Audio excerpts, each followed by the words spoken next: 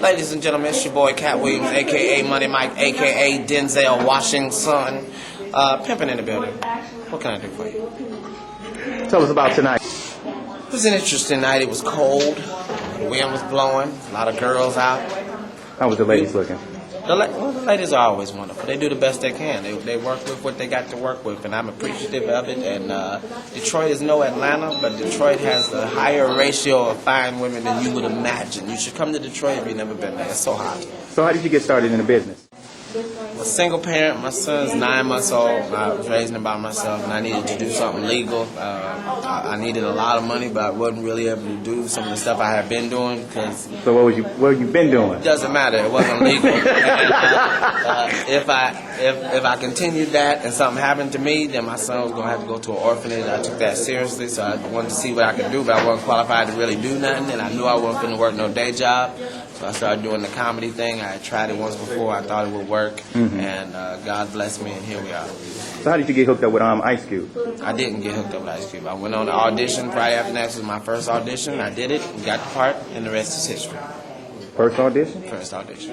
That's called knocking it out the mother park. So how did you get hooked up with Nick Cannon then?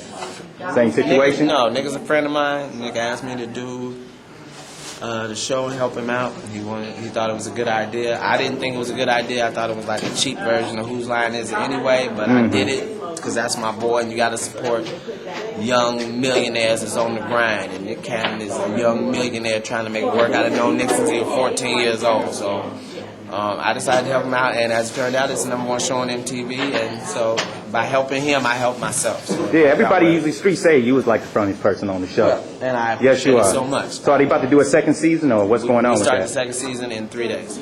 Oh, in 3 days? 3 days. So anything new we should be looking out for? It's going to be hot. I'm producing. It's going to be amazing. Oh, you're producing it? Yes, sir. So you produced the first one? No, I started and then wrote it. I don't tell people what I'm doing. I just come out and, I just come out and work. You don't let people know exactly what you're doing. You just come out and be funny all the time. That's my job, is to be funny when people see me. Okay, so who are your inspirations? I don't really have any inspirational people. I just like when people do stuff that's inspirational. What I mean is like if I like R. Kelly, I only like what he does. I don't like him as a person. I don't look up to him as a person. I just look up to his ethic, his grind. Just that way you're not disappointed. So of course I love Richard Pryor. Richard Pryor is the greatest comic of all. Does that mean in order for me to follow Richard Pryor, I got to do cocaine? Marry white women? I hope not. I'm just trying to do my own path and try to be the greatest comic of this millennium. That's my job. So what you got new? Anything new projects, movies? Scary Movie 4. I got a comedy/rap album coming out on Universal the first quarter of 2006. BOONDOCKS is on Adult Swim on the Cartoon Network. We also got Scary Movie 4. And just signed a $250,000 deal with ABC to do my own sitcom, so we'll see what happens. So what's the sitcom about? You'll have to wait and see. You don't think I'm giving everything to Detroit Raw, do you? All my business. You ain't People magazine. No. Okay, any last words? Have a great day. Tell them Pimpin' sent you.